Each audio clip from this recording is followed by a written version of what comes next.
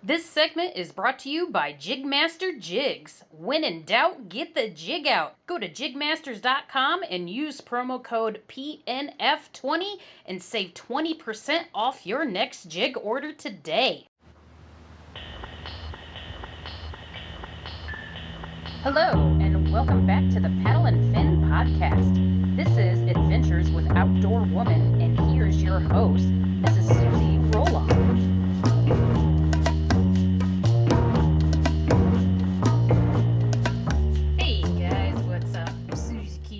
Adventures of Outdoorwoman podcast, and today is my last podcast of 2020. Say what? Yeah. So if you guys haven't heard yet, I'm sure we're going to be making a post here soon, but we're going to be taking a little bit of a holiday break.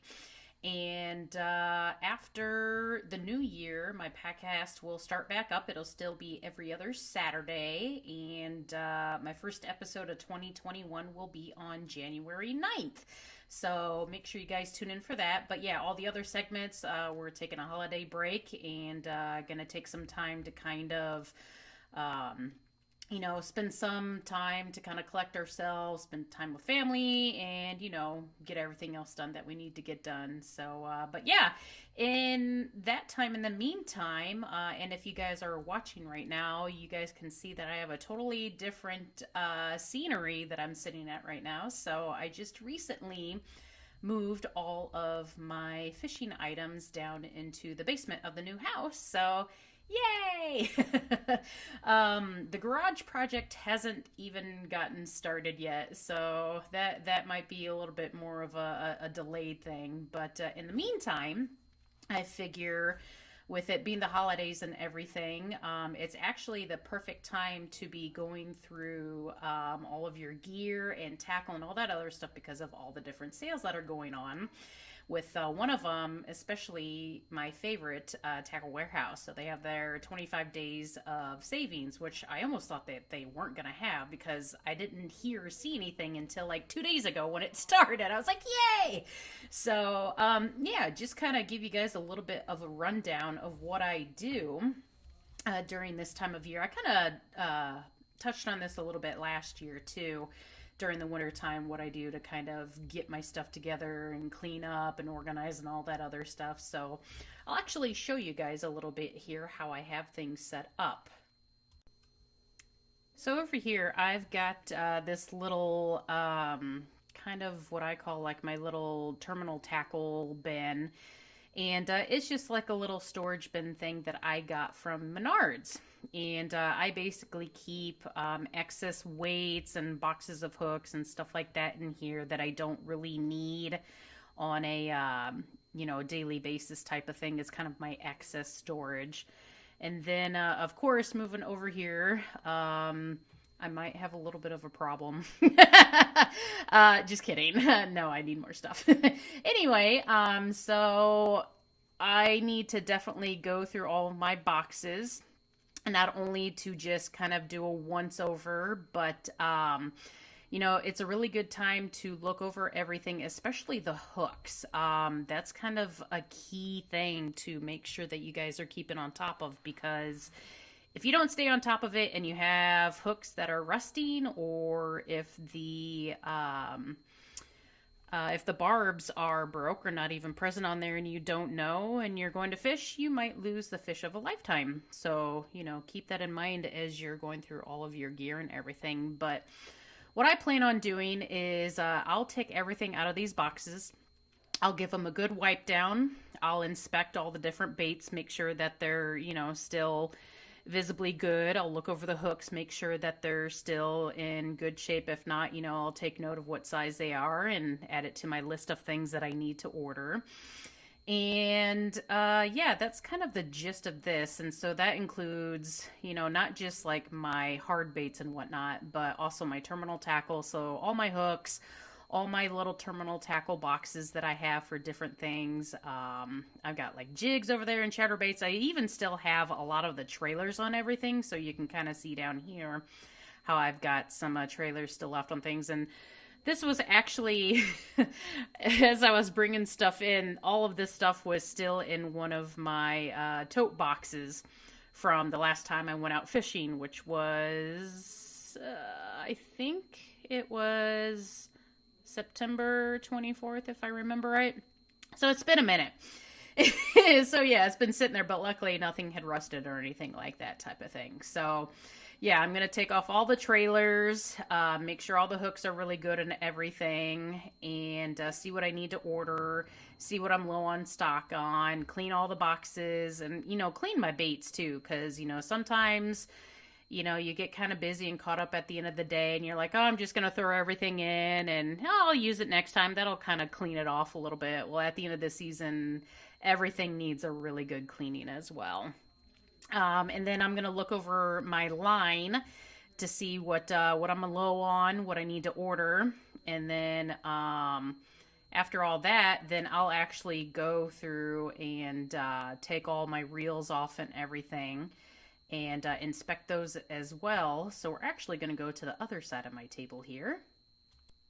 And yeah, clearly I have I'm a little bit OCD when it comes to organization, and these containers I actually got at Walmart. I think they're like $3 a piece or something like that. They aren't too expensive, but I actually need to get about 3 more because a lot of boxes are getting filled to their limit, so I'm gonna have to get a little bit more creative with naming things. So like for one thing, like my beavers, I'm gonna name one just missile baits because that's 90% of my beavers. Package paddle tails, you know, that's kind of self-explanatory. A lot of things are pretty self-explanatory, but yeah, I definitely need to expand upon that. And then you can kind of see here my my Plano cases have definitely seen some time on the water, so I'm definitely going to be cleaning those up and everything. Don't mind my ceiling here. We've been working on getting our internet cables run through the house and everything, and finding other cables that we have no idea what they're for or anything like that. So it's been a fun time moving into a new house. So, but yeah, I've definitely got some other baits and stuff that I've had sitting around that I need to inspect. And you know, it's also a good thing to, you know, not only do an inventory, but look through your packages. Like, open every single one of them up. And trust me, you'll thank me later.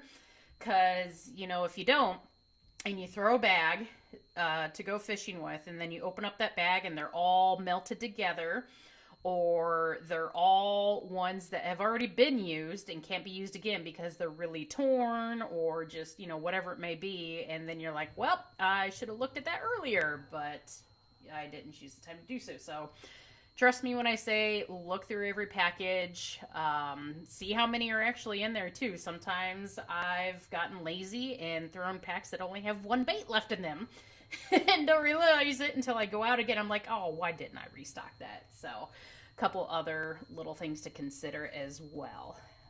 Some important things that I'd also like to discuss that I think are really, really important when going over all of your stuff and gear and whatnot. All right, so some of the most important things that I like to say should kind of take a priority when you're going through all of your stuff and making sure that it's in good working order and that you're well stocked with is your first aid kit. So I learned this year that the first aid kit box I had was in no way, shape, or form waterproof. And so when my kayak flipped, it filled up with water and 90% of the contacts was ruined because they all got waterlogged and everything. So I got me a pretty awesome waterproof box. You know, you can get about any brand or whatever that you want. This is just a it's just called Outdoors, GSI Outdoors, and it's got a really tight seal on it and everything. But when it comes to the actual contents, you know, that's kind of up to you, what you want to have in there. You know, your basic Band-Aids and stuff like that. You know, I go to a little bit more extreme just because I've had some previous medical training in my lifetime, but I've got a emergency blanket here, clippers, alcohol wipes, I've got tweezers, I've got gloves in here, I got like eye drops in here too, because I mean, you never know if you're going to get into some bushes and it's going to make your eyes itch or whatever like crazy. I've got bite relief, sting relief, especially bite relief, because those damn buffalo gnats in the late spring are just awful and relentless, and I wish they would burn in hell. So yeah, I think everybody can agree with me on that. I've got one of those instant ice packs in here. I believe part of this was my bigger one. This was some of the contents that survived, but then I've also had to resupply some things. But as I'm actually looking through here, I'm realizing, you know what? Yeah, I have like no band-aids in here at all. I got gauze. I got antiseptic towelettes, but that's about it. I have no band-aids, so definitely need to go through here and see what I need and get stocked up on that. So, you know, I'm a big safety advocate, so make sure you guys carry a first aid kit of some degree with you, because, again, you never know when you're going to need it. The next, probably the most important thing to give a good look over is your PFD. So I'm a big advocate for the inflatable one. One of the primary reasons is for that is, and this is going to be kind of brutally honest, but being a bigger gal, especially with the upper goods, a lot of those chest PFDs just, they do not fit me right. And I know that if, for some reason, if I were to go into the water, it would not fit on me right. I would kind of slip through, and yeah, it just wouldn't be a good thing. So that's why I like the inflatable ones, because I know that they fit me. I have inflated one on myself before. If you guys had seen me at the women's event last year, I pulled it and inflated it, and it worked, and it stayed on me. So I know that it would keep me inflated. But also, you know, it's super lightweight. It's not constrictive or anything, and it's not added weight on me, especially during the hot summer days. So what a lot of people may not know about these inflatable PFDs is they have little pieces in them in the bottom here when you got to take it apart. And I'll actually show you guys. So there's a couple different parts to it. So you've got your cartridge here, and this is what actually inflates your PFD. And then there's also like a little bobbin in here as well. Actually, I think that's with the auto inflatable one. So if it gets wet, it would actually trigger this thing to go off. So I don't think this one actually has a bobbin in it, but my other one does, because it's an auto inflatable one. You got to know when those expire. I think they have about a 3-year lifespan. And then you also want to look over your CO2 cartridge to see if it's due for expiration or due for change out. One thing that I do is I just test mine out every single year. I like to see if the cartridge does go off, and how my PFD inflates as well. If you guys had seen the video or the picture of me with my inflated PFD at the women's event, some of you guys may have noticed only about 3/4 of it inflated, because the Velcro on these was a little too good on some parts. And so I realized, I was like, oh, okay, you got to have that a little bit looser on there. You know, not too loose to where the actual inflatable part is coming out of it, but just loose enough so that if it were to activate, it'd be able to pull that apart real easily. So, you know, just kind of keep that in mind as you're going through everything. And it's also a really, really good idea to clean your PFD as well. There's a couple of different ways that you can clean a PFD. There's some, and I actually don't have it with me, which I should have gotten it, but they make like a deodorizer type stuff that you just pour in like a 5-gallon bucket of water, and you just kind of dunk it a bunch of different times. It'll help get rid of any kind of lingering odor that's on it. It'll help clean a little bit, but as far as like cleaning, you might actually have to take a like a scrub brush or something like that, because I've got some parts up here that have had a lot of wear, because they like are the spots that rub on my shoulders, or my fishing rod might be constantly rubbing up against it like that. So I definitely need to take a good cleaning to this so that it stays in really good shape.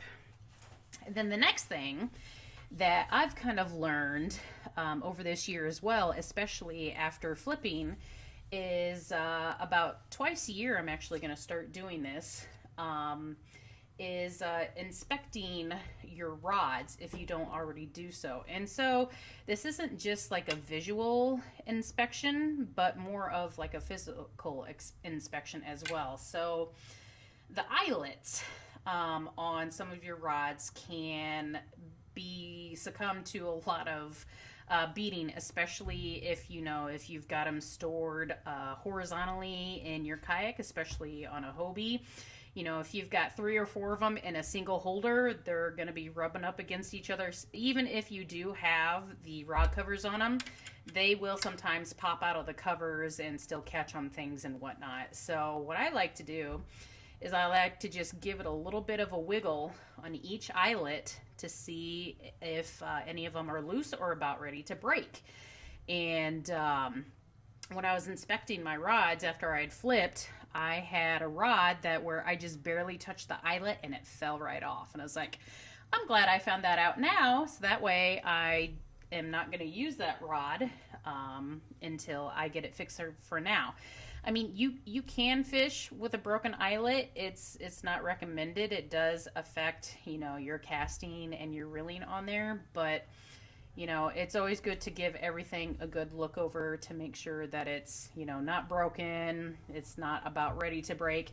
And also, look at all the, epoxy around each eyelet as well, because sometimes, older rods and being out in the sun all the time, sometimes they can start cracking and kind of getting brittle and falling apart. So make sure that everything is looking good on there as well.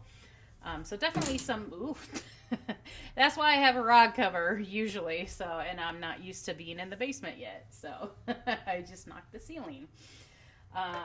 So I'm going to be going over all of my rods. And then of course, I'll be taking all of my reels off. I'll be taking all the line off, and doing a good deep cleaning of those.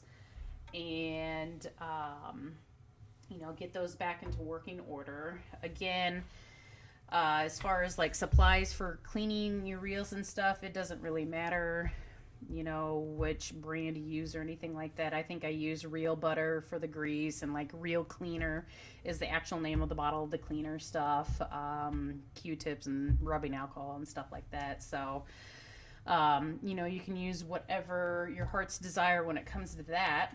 And then let's see here. Other things I'll kind of like look over too is just like other like random stuff that I keep. I'll look at my pliers and see if they need sharpened, especially the scissors after cutting. Who knows, how many yards of braid, you're snipping all the time. They need a good sharpening after quite a while, and a good cleaning. So yeah, a lot of things take a lot of beating throughout the season. So make sure at the end of the season, or, maybe even 2 times during the season, you're taking time to take care of your gear, because the longer you take care of it, the longer it's going to take care of you as well. Let's see here. What else was I wanting to talk about? I actually don't have a lot of other big crazy things to really touch on. One of the, main focuses for me for next year is definitely going to be the Paddle and Fin Trail series. So definitely been working on that, trying to get some things in place and whatnot. So that's going to be my main focus next year. But I also got to thinking, what I want to do as far as, tournaments go. With the Paddle and Fin Trail series, I'm not actually competing. I'm just, running the events and everything. And I was like, I've been really hammering it when it comes to tournaments for quite a while, and with COVID happening this year, I had my springtime fishing stolen away from me pretty much. My plan was to go to Banner and Spring Lake to try to work on springtime fishing, the spawn and everything. And yeah, I missed it because of COVID. So, my plan for next year is, besides, the first event in April, is I'm going to be spending a lot of time on my home waters. I'm going to really kind of slow down and not be concerned about planning the next tournament, or wondering about the next travel thing that I have going on. Be like, I really need to just kind of slow down and really just learn. It's different from tournament learning in a sense. I feel that learning during tournaments is definitely valuable. However, sometimes, you're in such a rush to try to figure things out really quickly for that day, or maybe you only had like a day to pre-fish and, you haven't been able to figure things out, and then you do poorly in the tournament, and then you go home, and you're like, well, what did I do wrong? What didn't I focus on? Those types of things. So I'm like, okay, I think I really just need to kind of slow down, go at my own pace, and kind of learn to read the water and learn to kind of break things down, and start asking a lot of questions like, okay, I threw this bait and I caught a fish. Well, why did it catch that fish? What's going on with the weather? What's going on with the water? What's going on with the fish? What's going on with, structure, that type of thing.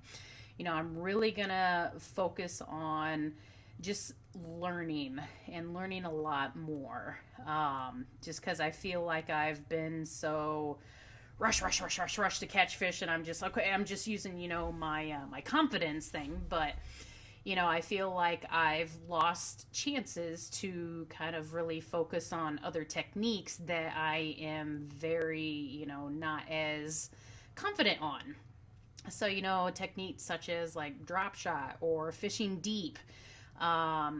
Stuff like that. It's just like, whenever I think about fishing deep water, I'm just like, yeah, I got nothing. So, yeah, definitely want to work on going outside my comfort zone, really hone in on, skills and just reading the water, reading my graph. Been thinking about upgrading my graph, but, buying a house and everything, the expenses can catch up to you a little bit. But, yeah, just, really slowing down and just taking my time. And, with the whole trail series too, I feel like I'm going to be able to kind of, give back in a sense too. I hope to give experiences to anglers that, like, I wish I would have had, at my first tournament or at a trail series, so yeah, just some kind of thoughts that I've had for next year. There's definitely a couple events that I'm really interested in, Lake St. Clair for one of them, so I'm hoping I can definitely do that one. But actually, other than that though, I haven't really been gung-ho for a lot of other like big events or whatever. I mean, like the trail series that are being held, with Hobie and KBF and all the other trails. I'm just like, man, these are awesome. But I'm also, at the same time, I'm like, it's great, but I really want to focus on home and focus on me, like I really need to be like, okay, like I'm not gonna, change who I am in a sense, but I'm definitely gonna change, like my learning capabilities, and just, focus on really improving myself as an angler. I kind of wanted to do that a little bit this year too, but 2020, man, let me tell you, it's been one hell of a ride so far. So yeah, that's what I've got planned so far for 2021. Oh yeah, I know some other people were talking about what their top baits that they used for you know, this year that, you know, kind of gave them a lot of success and everything. So let me grab those real quick and I'll go over them with you. All right, so top baits for me for 2020.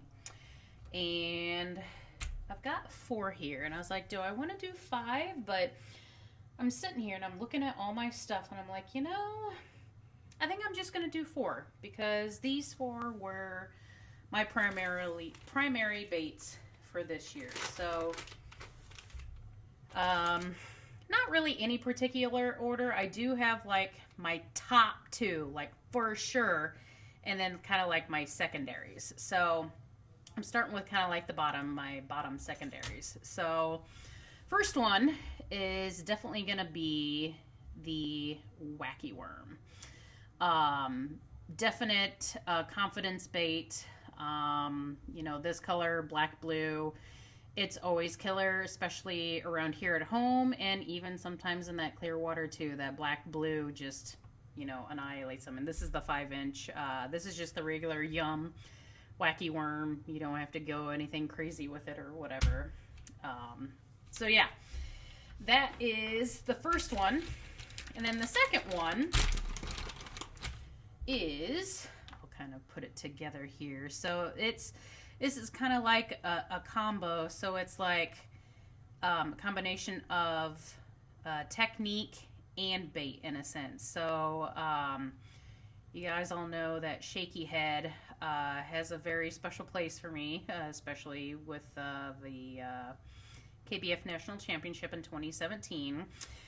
So it definitely made a bit of a comeback this year, but in a different way, in a sense of the bait that I use. So this is a Biz bait. Gosh, I can't even think of the name of it right now. But the pack that I used was like a transition pack. And anyway, so I had some pretty good luck with this one. It's kind of got the little flared tail at the end there. And that worked pretty good for me. And then this is I think this is a 1/4 ounce Shaky Head. I do particularly like the owner ones because they've got that center part there of the little screw lock. I feel that holds the bait on there a lot better. You guys might not be able to see this here with my camera very well, but that's all right.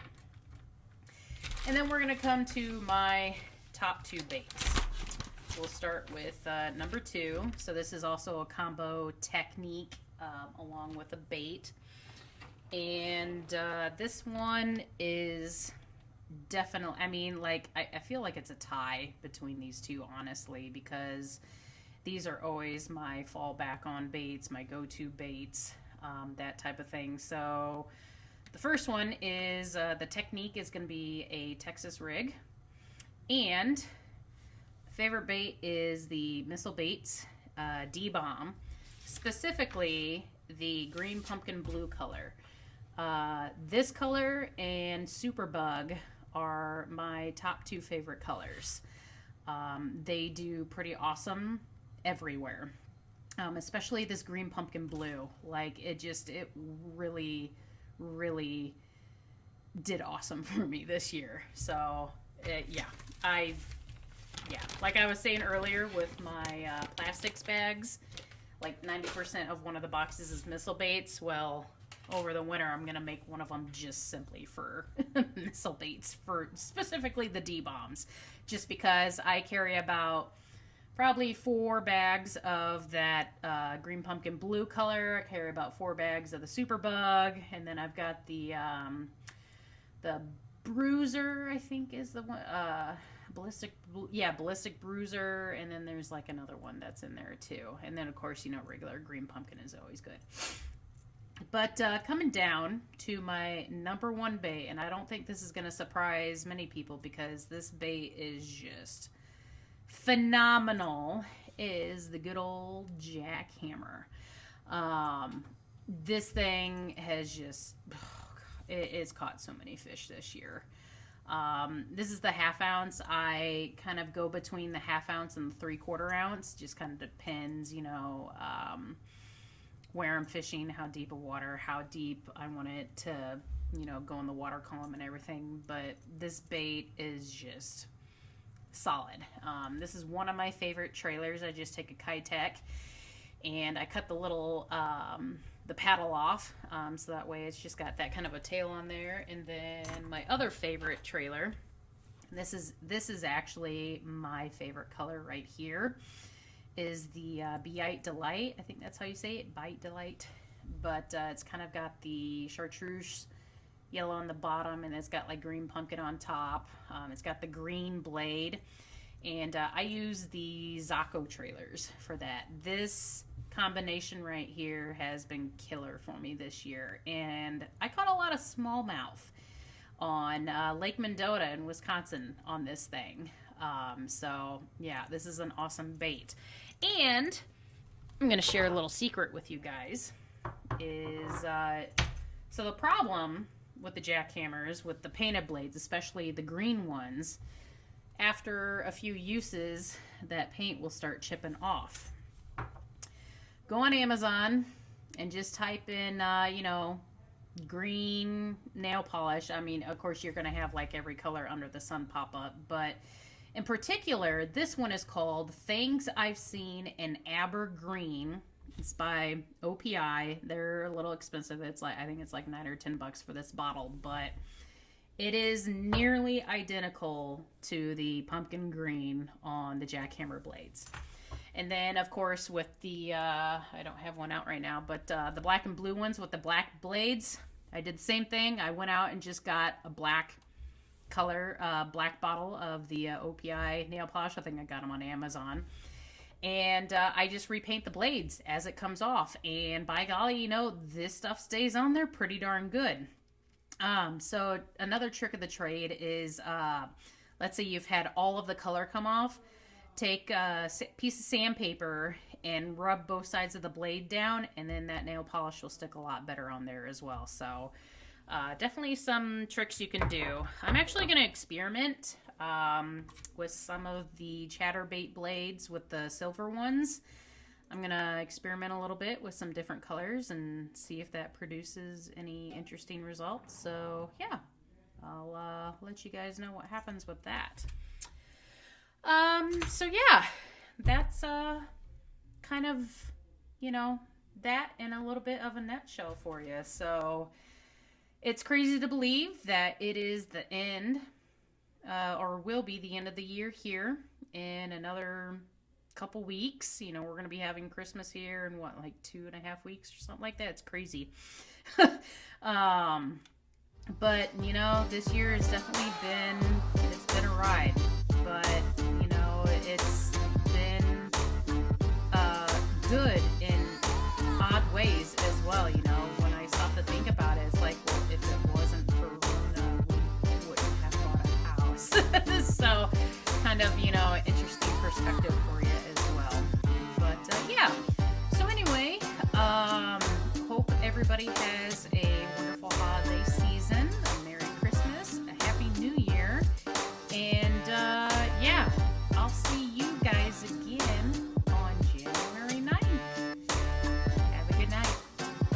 Thanks for tuning in to another killer episode on Paddle and Fin. Don't forget to go check out our website at paddle_and_fin.com. Don't forget to check out the YouTube channel at Paddle and Fin. If you got a question, comment, want to hear from a future guest on a future episode, feel free to email us at paddle_and_fin@gmail.com. Don't forget to follow us on social media at Paddle and Fin on Facebook and Instagram. Shout out to our show supporters, Angler. The Angler button and app just makes for a better time on the water and creates a virtual logbook for every fishing outing out on the water. Shout out to Rocktown Adventures, located in Northern Illinois, for all your kayaking, camping, and hiking needs. TRC Covers, protect your investment. Ketch Products, shout out to Ketch Products. Go to ketchproducts.com and put the Paddle and Fin logo directly on your catch board. Shout out to JigMasters Jigs. When in doubt, get the jig out. Go to JigMasters.com, use promo code PNF20 and save 20% on all your jig and tackle needs.